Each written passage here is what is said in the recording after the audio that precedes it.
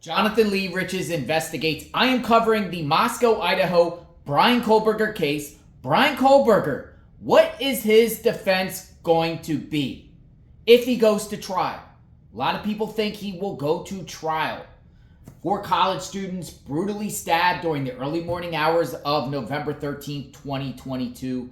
They arrested Bryan Kohberger for this crime.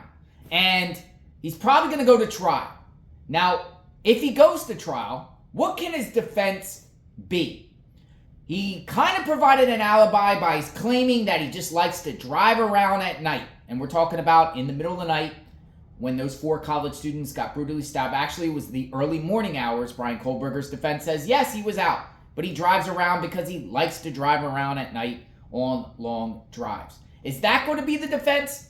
Or is he going to blame people for this crime? Throw others under the bus, like the 2 roommates, Dylan Mortensen or Bethany Funk, or both? Or is he going to do the party house defense? The party house defense.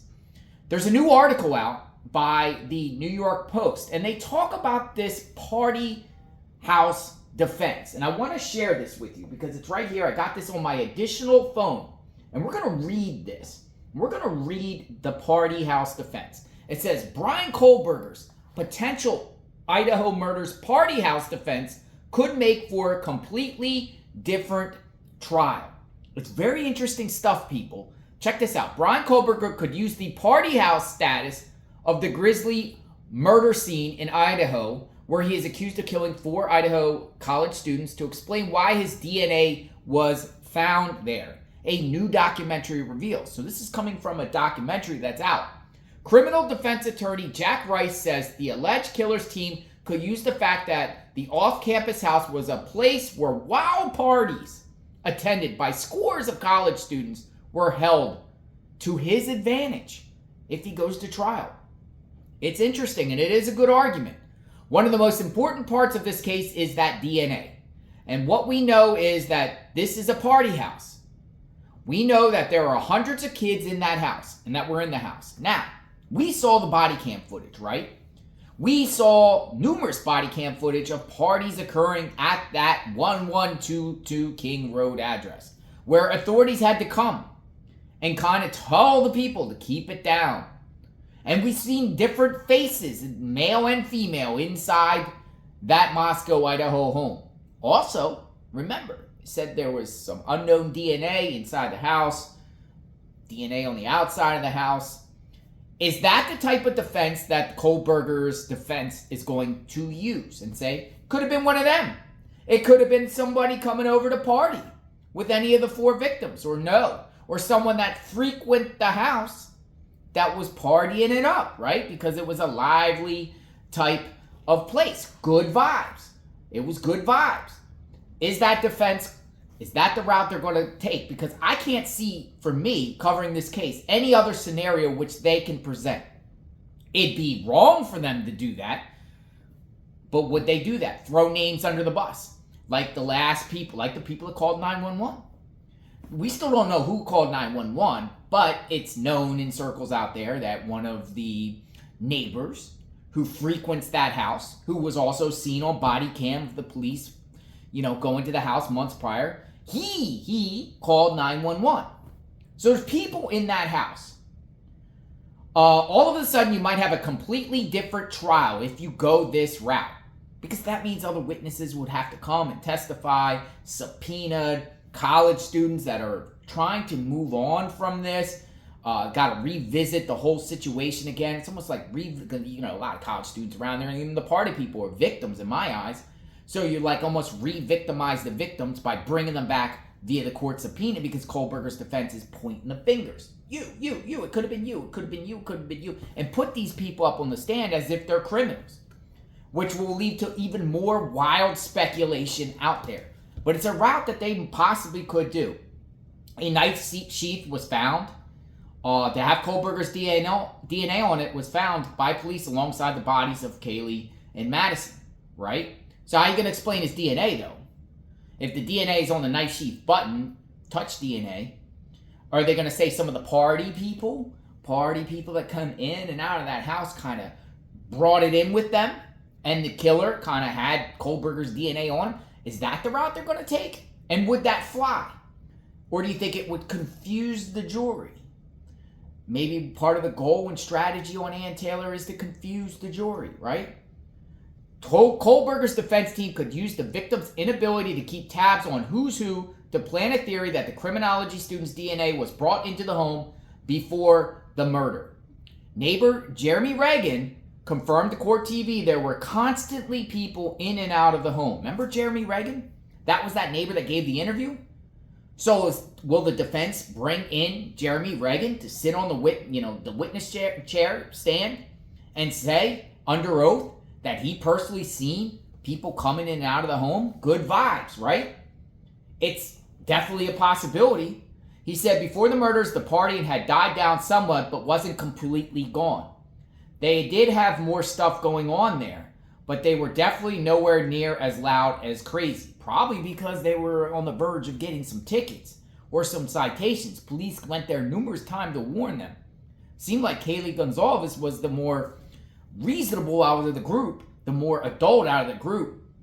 Xana, remember Xana? They were looking for Xana at that house. It's wild stuff. Those parties are something else. And I can say and attest my own by going there and covering the case. They party around there, outside, indoors, Sigma Chi, all in that area, all along the houses. Outside, they were on the roof. We seen videos of people on the roof, chugging beers out in backyards in the cul-de-sac there. Queen, King and Queen, both roads. We seen it all. In the apartment complex, it's a party. It's wild. Outsider could have come in. That might be the defense that Bryan Kohberger's defense might concoct and swirl up to get the jury to think, well, maybe it was somebody else. Reasonable doubt. Even though Kohberger's DNA was there, which to me is direct evidence. But could you say that the direct evidence was kind of like put there by a party person? You know, in the course of maybe Kohberger interacted with one of the prior peoples of the partiers, you know, at another time and had coincidentally had his DNA on them for some reason. It's definitely a possibility. They could present evidence that Kohberger was a party guy. Not at that 1122 King Road, but a party somewhere else. So he was in the party scene, like he went to parties and whatnot, and maybe interacted with somebody that eventually made their way to the 1122 King Road. Kohberger's team hinted at having an alibi, but has yet to reveal to prosecutors and the public what it is. And that remains to be seen about the alibi, because the alibi driving around at night alone is not going to fly. Let's be real, people. That alibi is not going to fly. So, got to come up with some sort of excuse, right? It could be the party defense. Evidence corroborating Mr. Kohberger being at a location other than King Road address will be disclosed pursuant to discovery and evidentiary rules, Ann Taylor wrote. It could be revealed during witness cross-examination at the highly anticipated trial. So who are the witnesses? Who are the witnesses going to be in this case? I could rest assured and probably believe that it will be Dylan Mortensen, Bethany Funk, for sure. Maybe that HJ guy, the guy called 911, HJ, you know that name. I don't really want to say his name because, he's not involved here, but I think he's going to be brought into the mix. Jeremy Reagan, the neighbor. Maybe him. Maybe Einan Harsh. Remember Einan Harsh said he heard all kinds of noises and stuff like that, but then he retracted and said it again. Maybe he gets brought in. Neighbors, who's going to be brought in on here? But it will probably be the party line defense that he uses, because there is no other defense when it comes to this tragedy. But they have to do something, the defense, unless he's willing to make a plea bargain. But if also at the same time, could the party defense actually hurt Bryan Kohberger if he's convicted at the penalty phase, where the jurors kind of get insulted to the fact that Kohberger's defense team would throw other young college students under the bus, potentially? Could they feel that that's like, yo, why would you even do that and put these kids through the stand? Particularly if any of these college students that they possibly were going to throw under the bus comes up on the stands and gets very, very emotional. Because, these jurors have emotions too. And if they see people crying and seeing a tactic that's unethical or kind of wrong to do, they might take it out on Kohberger. So the party defense could definitely backfire on this case. I'm covering this case extensively. Let me know what your thoughts. Subscribe to my channel. Like, hit the notification button. The party defense. Will it rock? Will it play? Will it come into play? Will it work? Or it's not even going to come into play. And this is just wild speculation. I want to know your thoughts. Read in the comments and check out my playlist, Justice for the Victims. We will talk soon. Stay tuned.